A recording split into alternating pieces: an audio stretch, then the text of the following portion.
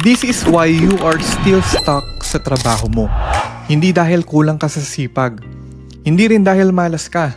Kundi dahil yung model na sinusunod mo ay wala ka talagang kontrol.